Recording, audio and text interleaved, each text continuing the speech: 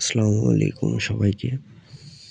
আমাজিং দাদু চ্যানেলের আবার একটি নতুন ভিডিও নিয়ে আমি চলে আসলাম। তো আজকে আমরা ভেপার অবজারভেশন চিলারের এসটিজি এরিয়াতে একটি লিক হয়েছে, সেটি ম্যাজিক ডিপক্সির মাধ্যমে বন্ধ করার চেষ্টা করব। এর আগেও যদিও এখানে আরেকটি লিক হয়েছিল, সেখানে আমরা এই ম্যাজিক ডিপক্সি আঠা দিয়ে বন্ধ করেছিলাম। তো সেখানে আবার পুনরায় আমরা লিক টেস্ট করে লিক একটা পাওয়া গেছে সাইড থেকে, তো সেখানে আবার আঠা দিয়ে লিকটি বন্ধ করব। আর এটা একটি অবশ্যই মেটাল আঠা। পূর্বে যখন আঠাটি লাগিয়েছিলাম তখন মোটামুটি 1 বছরের মতো এটি চলে গিয়েছে। তো 1 বছর পরে আবার যখন বার্ষিক মেইনটেনেন্স করি, সেই সময় চেক করার সময় এটি ধরা পড়েছে।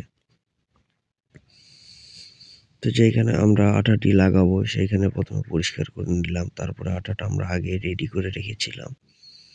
এখন অতি সতর্কতার সহিত আমরা আঠাটি উক্ত স্থানে লাগাচ্ছি। আগে পুরো আঠাটা লাগানোর পরে আমরা জায়গাটি হাত দিয়ে ভালোভাবে সমান করে দিব। তো দেখুন,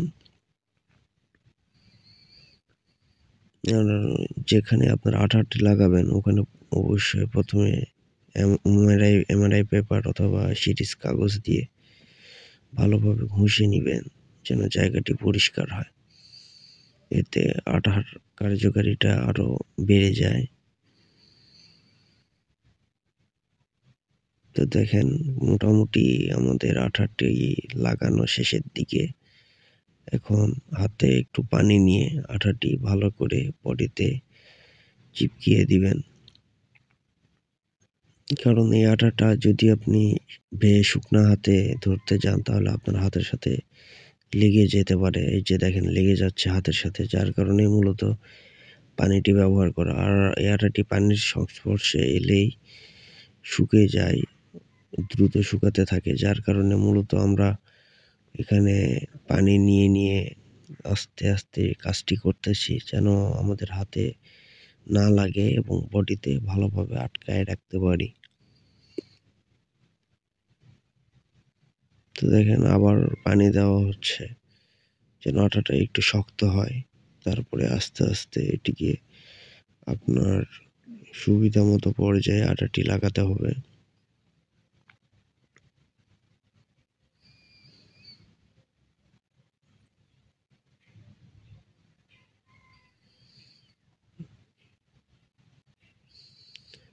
আপনাদের এও বলে রাখছি, আমরা এখানে 2 স্তরের আঠা দিয়েছিলাম। পূর্বে একটি স্তর ছিল, ওই যে দেখুন অনেকটি বাদামি রঙের, ওইটা আগে লাগিয়েছিলাম প্রায় 1 বছর পূর্বে।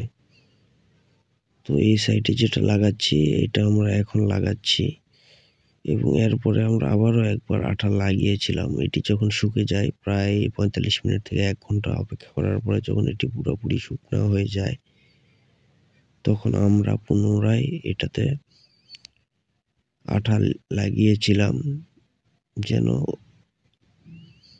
আরো ভালোভাবে লিকটি বন্ধ হয়। আর আমরা লিকটি টেস্ট করার জন্য নাইট্রোজেন প্রেসার 0.5+ দিয়েছিলাম। দিয়ে পুরা চিলার বডিতে সাবান ফেনা পদ্ধতিতে চেক দিয়েছি এবং তখন খুঁজে পাওয়া গিয়েছে। আপনারাও 0.5 প্রেসার অথবা +1 বা 1 কেজি প্রেসার কম্পাউন্ড গেজে উঠায় লিক চেক দিতে পারেন। সাধারণত আমরা লিক চেক দেওয়ার ক্ষেত্রে নাইট্রোজেন 0.5 থেকে +0.8 পর্যন্ত দিই। আর এত পর্যন্ত প্রেসারে লিকগুলো সচরাচর ধরা পড়ে। তো দেখুন, আমাদের কাজটি মোটামুটি শেষের পর্যায়ে। আমরা খুব সুন্দরভাবে এটি বডির সাথে লাগিয়ে দিয়েছি। আর অবশ্যই আমার চ্যানেলটিকে আবার সাবস্ক্রাইব করবেন এরকম আরও শিক্ষণীয় ভিডিও পাওয়ার জন্য। ধন্যবাদ সবাইকে।